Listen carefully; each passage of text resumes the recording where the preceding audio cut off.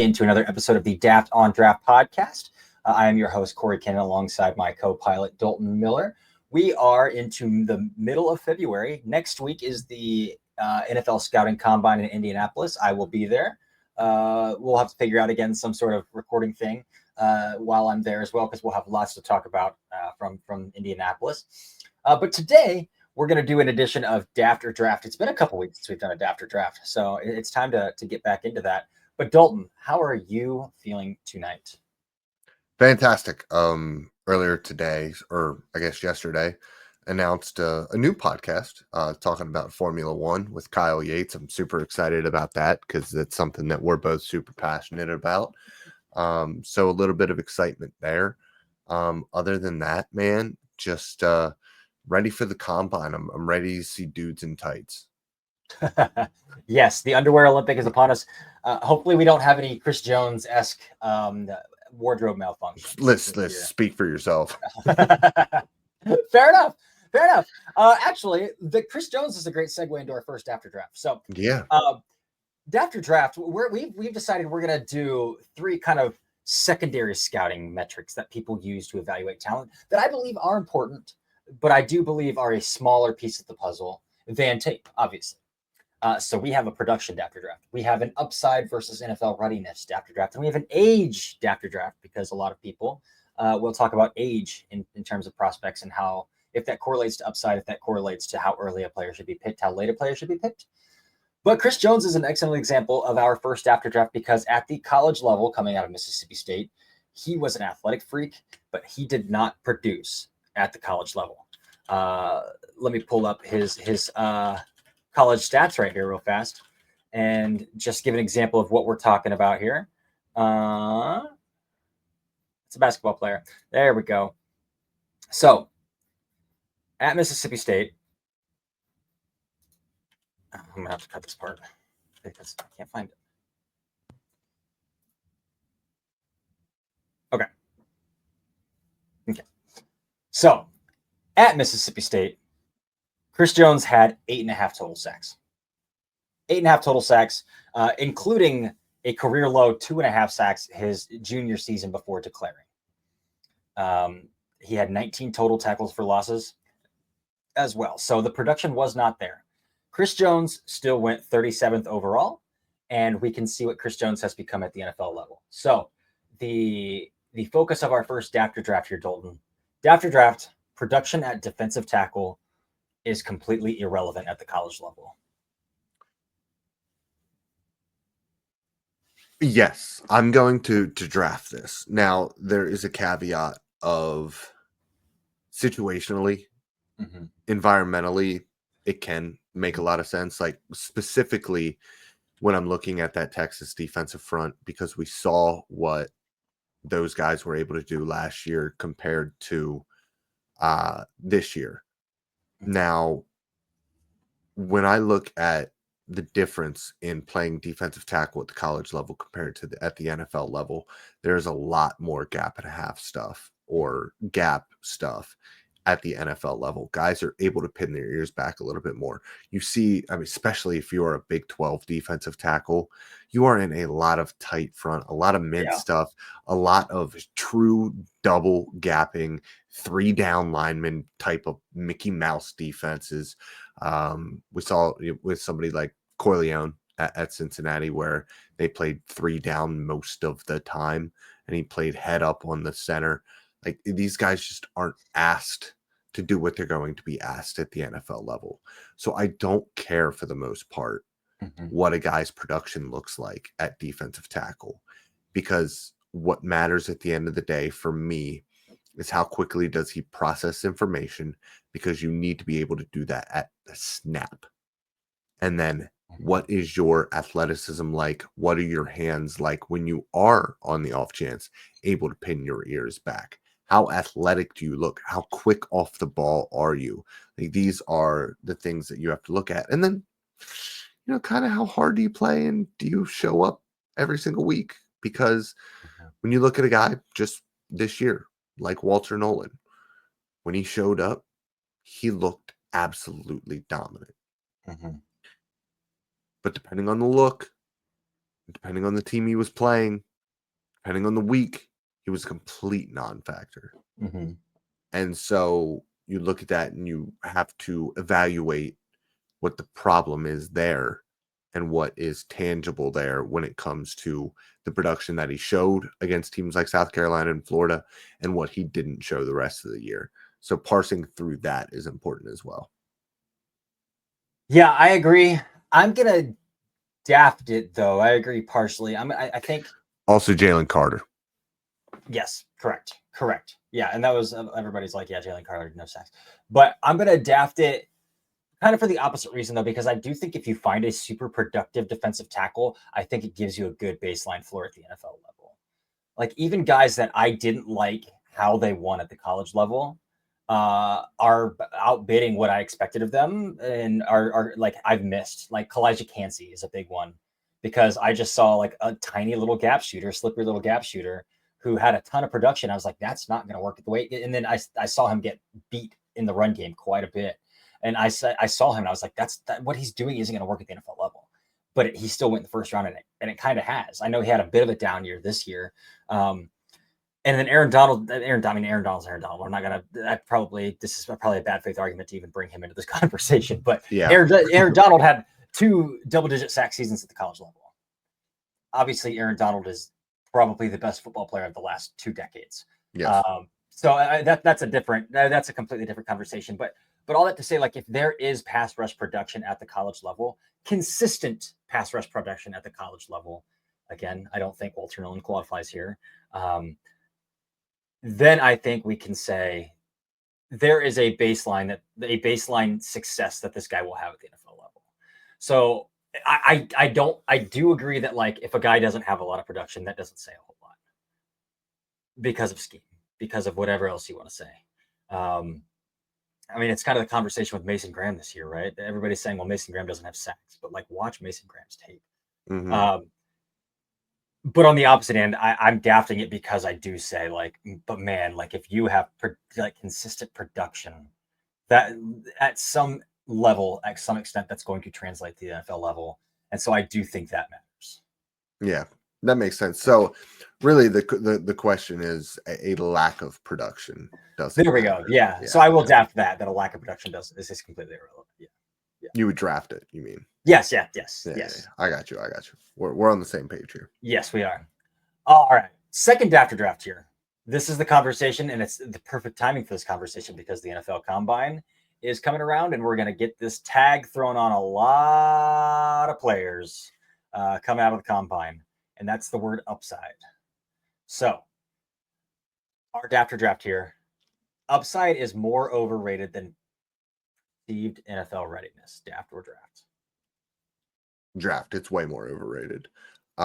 Because I think a lot of people just flat out don't understand what upside actually is. Just like being a phenomenal athlete doesn't mean that you have upside. Just having a big arm and athleticism at quarterback does not mean that you have upside. The difference between somebody like Anthony Richardson and somebody like Malik Willis. Yeah, Malik Willis or Will Levis with a big arm and athleticism, or I mean, even talk about oh my God, Jalen Milroe. Like the difference between Jalen Milroe and Anthony Richardson, even though Milroe has more time on task, Milroe is as fast. He's built like a running back. Like there's a lot of similarities there. But there were processing cues that we got with Anthony Richardson, even though he was so inexperienced. Some really good pocket presence cues too. We can work with this. Like there are NFL level traits that he is flashing with this. And if he just fixes a couple things mechanically, he will become more accurate. And, you know, Josh Allen is a perfect example of this. Josh Allen was untapped potential, but the runway that he needed to actually become good was like 2.5 years. Yeah. And they gave it a lot of those guys, especially these days, first of all, don't get that runway anymore. And second of all, even if they do get that runway, they don't work out. So Josh Allen is kind of the exception to the rule. And we're seeing it even with Anthony Richardson, somebody who we saw the flashes with and went to what I believe to be one of the best offensive minds in the NFL game, still not working out very well through 2 years. And part of that is because he hasn't seen the field again very often while fully healthy. And second of all, he's just remained inconsistent. And a part of that probably comes down to experience in college. And that's a whole other conversation. And I think that we're both in the camp of experience matters, especially at quarterback. It is crazy how those things come all the way back around to the whole Bill Parcells thing is back up in the forefront now. Yeah, it is. It sure is. But I think, especially if you're taking a guy in round 1 or round 2, even, you want immediate production from those guys, if at all possible. Yeah. And so I think getting a guy who you say, listen, maybe he won't be an all-pro. Maybe he doesn't have the physical upside of an all-pro. But I think I'm going to be signing this guy to a second contract. That, to me, is more important than swinging for the fences at untapped athletic potential. I agree. Mainly because I'm trying to, I'm going back to 2021, and I'm trying to find a guy that was drafted because of his untapped potential, and it worked out. And I'm in the 2021 NFL draft right now, and I'm looking at Jamin Davis, and that didn't work out. I'm looking at Odafe Owe, and that, to varying degrees, but not to the extent, because again, that's a one-of-one special athlete, and I don't think that upside has been reached. And so I agree that that's a tough bet to make. But what I don't want us to do here is I don't want us to throw guys like Shamar Stewart, even Mykel Williams in this conversation, because I think both of those guys, as much upside and untapped potential as they both have as pass rushers, and I still think Shamar Stewart has some pretty dang good pass rush ability already. They're NFL ready-made run defenders, tomorrow, yesterday. They are NFL ready-made run defenders, and so that, I feel like that's a different conversation of taking those guys top 10, top 15, where you can still play them and you can get really solid tape out of them. Even if it doesn't match up in the box score, you can turn on that tape and be like, this guy is not getting displaced, setting a backside edge. This guy's working through chest. This guy's collapsing rush lanes. This guy's doing everything you want him to do as a run defender while he figures the rest out.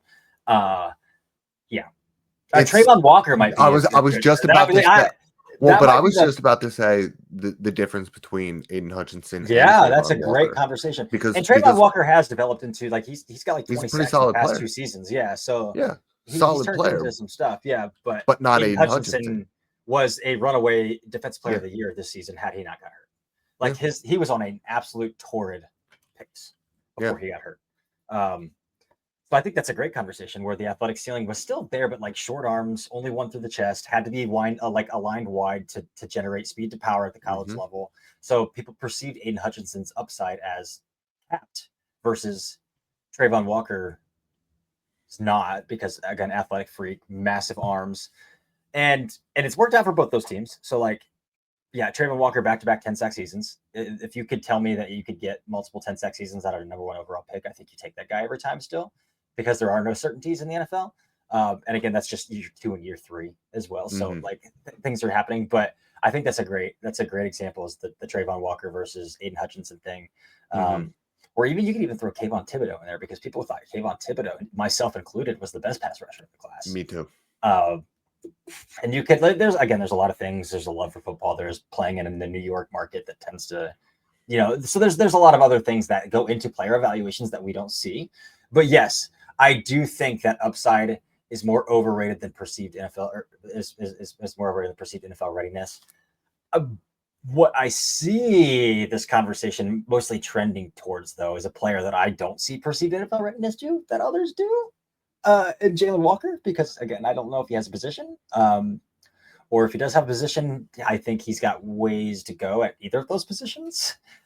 So people are using that term of perceived NFL readiness with Jalen Walker, and that's something I don't see. I see him as upside, to be completely honest.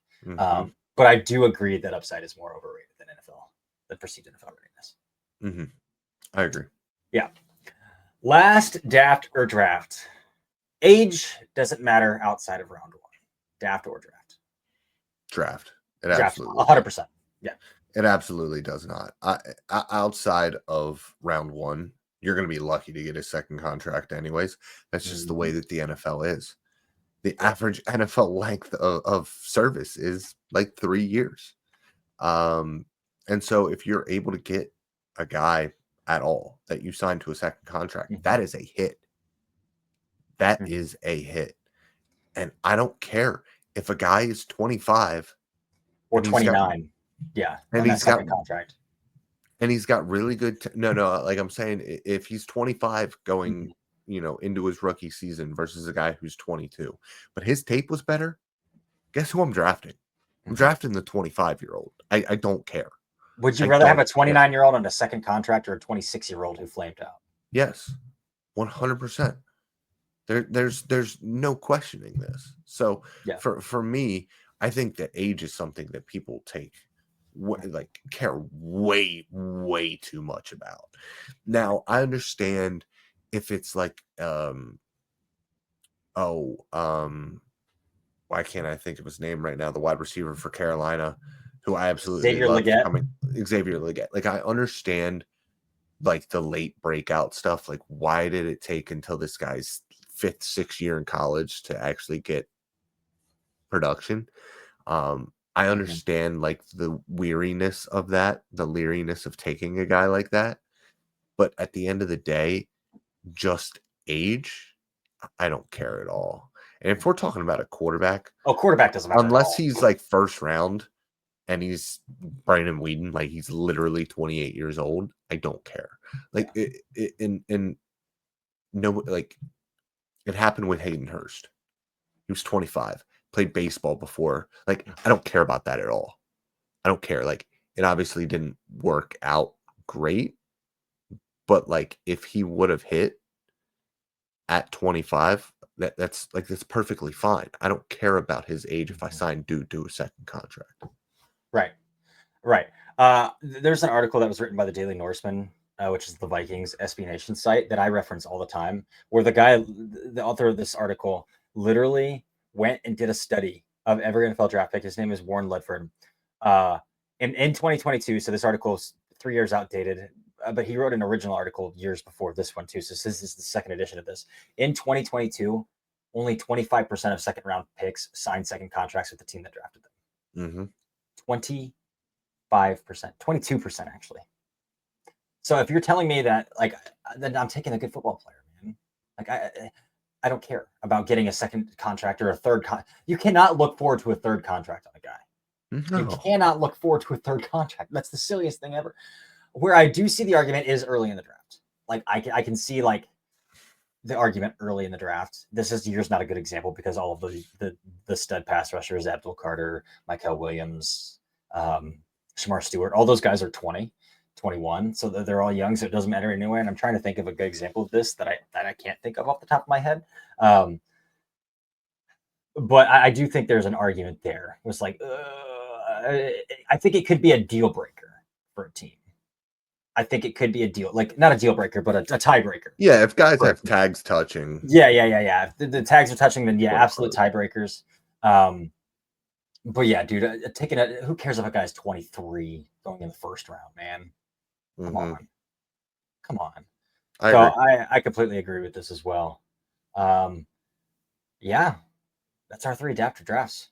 We're in and out of this thing in 20 minutes, but we thought with the combine coming up, where we're going to get a lot of this peripheral data that isn't tape, that we need to kind of have the conversation about the peripheral data and how to allow it to influence our scouting reports. And maybe this is a good way to close this since we're only 20 minutes into this thing, is how do you incorporate that kind of peripheral data? Like, I don't. There's no way to incorporate age. There just isn't. Again, unless tags are touching, I might give a guy like a boost, like put him up above on my big board if they have the exact same grade because of age or positional value. Positional value is another thing. I don't put positional value into my draft or into my big board, into my evaluation. I know you kind of do. But in terms of athletic testing for me, I don't have it production at all. There's no production weight in my, but there is a slight athletic testing adjustment because I do think that you can perceive a little bit of upside. But again, my grading scale is 90% my numerical grade and 10% athletic testing. So it's the impact that it has is negligible unless a guy absolutely bombs and I have a high grade on him, it could drop that guy pretty. Yeah, for me, all the athletic traits are a part of my grading scale already. So like if a guy runs like a 4.25 and I thought he was like a 4.4 guy, well, I'll go back and I'll look at the tape and it's like, okay, like maybe I'll bump his explosiveness up a little bit on it. Like, but that's it. Like, I don't have a pure, like, I don't grade for RAS, and I probably should somehow. Because I do think it's somewhat important to get an overall picture of a guy's athleticism, but I do kind of already try to do that within their, athletic and cognitive traits. So yeah, because not every player who runs a 4.340 is fast on the football field. Yes, there's a Tennessee running back that set track and field records in high school that is not very fast on the football field.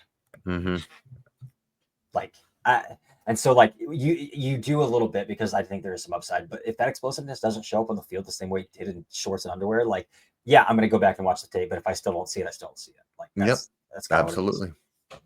So, cool. That's a good episode talking about those kind of outside analytics, production, other metrics of ways to evaluate guys. Tape is king. Remember, tape is king. And when watching tape, evaluate their assignments, what they're asked to do at the college level, because especially at defensive tackle makes a world of difference. Yeah. Anything else you want to add to the people, Dalton? Nope. That's it. Love you guys. All right. Well, this has been another episode of the Daft on Draft podcast. 3 more episodes this week. Until next time.